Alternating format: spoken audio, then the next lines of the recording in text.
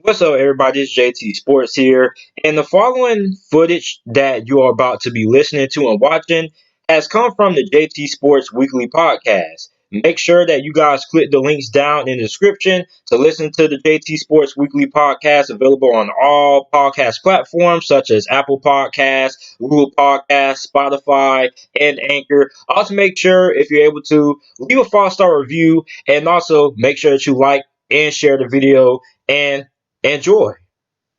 Growing up as a kid, yeah. All a nigga wanna have was a Burberry scarf and $3 in my pocket. Instead I got beat with a switch, but I don't give a fuck, but it's on my body. Scars all up on me, but I run around from. So let me move on to another quarterback. I want to talk about Mitchell Trubisky. Now, what I'm about to say is probably going to scare a lot of Bears fans. They're probably going to get really upset. But I think that, being realistic, I think Mitch Trubisky most likely will be the starting quarterback for the Chicago Bears when week 1 of the NFL season kicks off. And here's the reason why. It's not because I don't think that Nick Foles isn't good enough to beat out Mitch Trubisky. That's not what I think it is.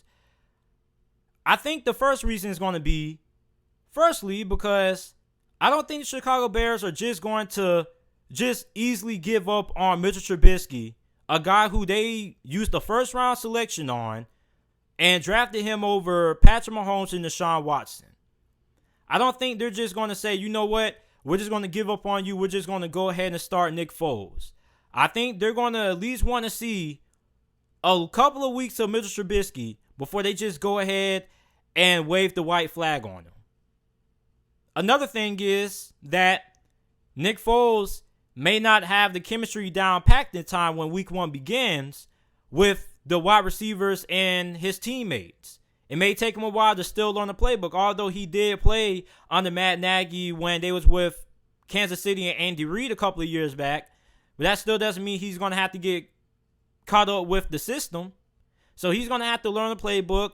Week 1 may come around. He may not know as much of the playbook as he needs to be the starter. So I know a lot of Bears fans are probably not going to want to hear that, but I think that's pretty much the more realistic way of thinking. And me personally, even when the Bears did trade for Nick Foles, I still think that Mitch Trubisky was going to be the starter regardless of who they brought in that quarterback. Unless you brought in a guy like a Cam Newton or something like that, I still felt Mitchell Trubisky would have been the starter because, look, you invested a lot in Mitchell Trubisky. Mitch Trubisky may be a late bloomer. He may be a guy like Alex Smith. Alex Smith, to start off his career, a lot of people felt he was a bust. But later on, he started to develop, even though it did take him a couple of years, but he ended up becoming a pretty solid quarterback. Mitchell Trubisky may be a late bloomer. Mitchell Trubisky, maybe he just had a bad season.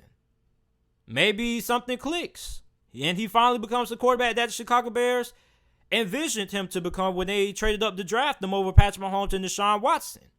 But I don't think the Chicago Bears are just automatically going to say, you know what, we're starting Nick Foles without trying to see one more look of Mitch Trubisky.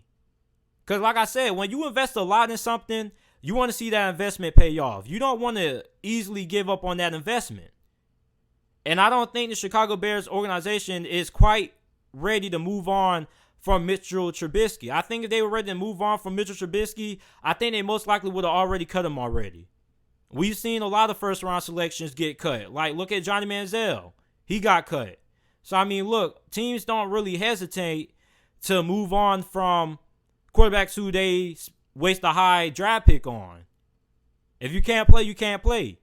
The Chicago Bears still have a little bit of faith and still have a little bit of hope that Mitch Trubisky is the quarterback that they pictured when they drafted him. I think they brought in Nick Foles to motivate Mitch Trubisky to get better. And I read a couple of reports about Mitch Trubisky apparently doing a lot of work this offseason, and he's getting really better. And he's going to be an entirely better quarterback than what he has been the last few seasons for the Chicago Bears. Now, like I said, another reason why Mitch Trubisky will probably start week 1 is because he may know more of the offense being their longer than Nick Foles, which is why it will make a little bit more sense because you want to start the guy who knows more of the offense. So, if Mr. Trubisky doesn't plan out, you go ahead and you stick in Nick Foles. Around that point, week 5, week 6 of the NFL season, you'll pretty much have a good look of if Mr. Trubisky doesn't have what it takes to be a starting quarterback in the NFL, you go ahead, you put in Nick Foles, and then you go from there. But I just don't think the Chicago Bears are necessarily just going to hand the keys over to Nick Foles week 1 without seeing one more look and without giving Mitchell Trubisky one more chance to prove that he has what it takes to be a franchise quarterback in the NFL.